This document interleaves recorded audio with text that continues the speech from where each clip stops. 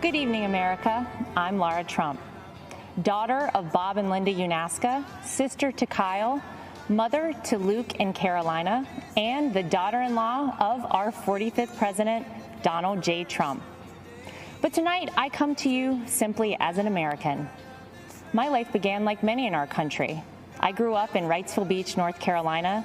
My parents were small business owners and worked hard to make sure that my brother and I had everything we needed, but not everything we wanted. My parents raised me to believe that in America, I could achieve anything with hard work and determination, that the opportunities available to me were limited only by the size of my ambition, that I should dream big, and I did. Those very dreams are what led me to New York City. I'd heard the adage, if I can make it there, I can make it anywhere, and I intended to do just that. Never in a million years did I think that I would be on this stage tonight, and I certainly never thought that I'd end up with the last name Trump. My 7th grade English teacher, Mrs. B, used to tell us, believe none of what you hear, half of what you read, and only what you're there to witness firsthand. The meaning of those words never fully weighed on me until I met my husband and the Trump family. Any preconceived notion I had of this family disappeared immediately. They were warm and caring, they were hard workers, and they were down to earth. They reminded me of my own family. They made me feel like I was home. Walking the halls of the Trump Organization, I saw the same family environment. I also saw the countless women executives who thrived there year after year. Gender didn't matter. What mattered was the ability to get the job done. I learned this directly when, in 2016, my father-in-law asked me to help him win my cherished home state and my daughter's namesake, North Carolina. Though I had no political experience, he believed in me. He knew I was capable, even if I didn't. So it didn't surprise me when President Donald Trump appointed so many women to senior-level positions in his administration. Secretary of the United Nations, Secretary of the Air Force, the first female CIA director, the first black female director of the Fish and Wildlife Service, and countless ambassadors, just to name a few. Under President Trump's leadership, women's unemployment hit the lowest level since World War II. 4.3 million new jobs have been created for women. In 2019 alone, women took over 70% of all new jobs.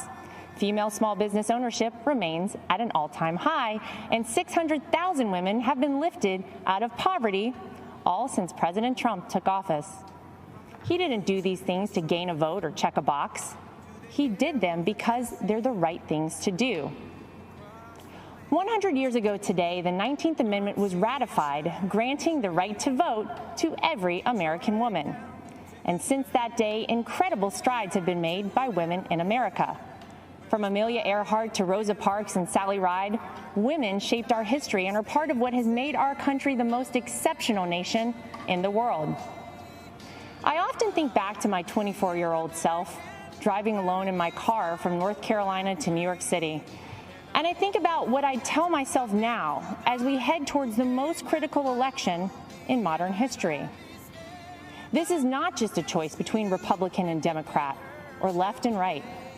This is an election that will decide if we keep America, America, or if we head down an uncharted, frightening path towards socialism. Abraham Lincoln once famously said, "America will never be destroyed from the outside. If we falter and lose our freedoms, it will be because we destroyed ourselves." While those words were spoken over 150 years ago, never have they been more relevant. Will we choose the right path and maintain the unique freedoms and boundless opportunities that make this country the greatest in the history of the world?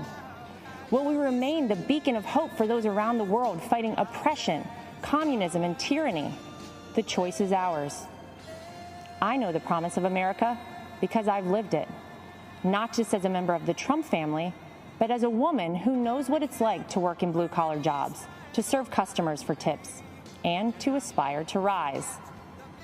When I look at my son Luke and my daughter Carolina, I wonder, what sort of country will I be leaving for them, for our future generations?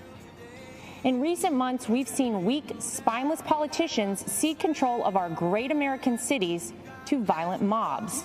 Defund the police is the rallying cry for the new radical Democrat Party.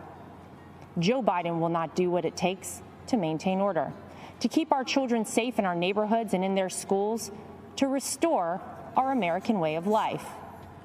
We cannot dare to dream our biggest dreams for ourselves or for our children while consumed by worry about the safety of our families. President Trump is the law and order president, from our borders to our backyards. President Trump will keep America safe. President Trump will keep America prosperous. President Trump will keep America America. If you're watching tonight and wrestling with your vote on November 3rd, I implore you, tune out the distorted news and biased commentary and hear it straight from someone who knows. I wasn't born a Trump. I'm from the South. I was raised a Carolina girl. I went to public schools and worked my way through a state university. Mrs. B from my 7th grade English class was right. What I learned about our president is different than what you might have heard.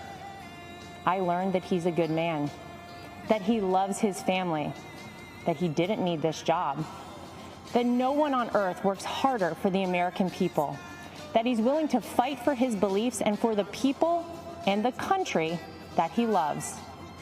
He is a person of conviction. He is a fighter and will never stop fighting for America. He will uphold our values. He will preserve our families. And he will build upon the great American edict that our union will never be perfect until opportunity is equal for all, including and especially for women. Our 40th president, Ronald Reagan, said it best: "The dreams of people may differ, but everybody wants their dreams to come true. And America, above all places, gives us the freedom to do that."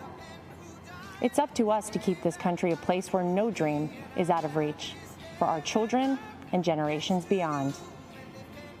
To my father-in-law, thank you for believing in me. Thank you for bravely leading this country, and thank you for continuing to fight every day for America. May God bless and protect the Gulf states in the path of the hurricane. May God bless our troops, and may God continue to bless this incredible country.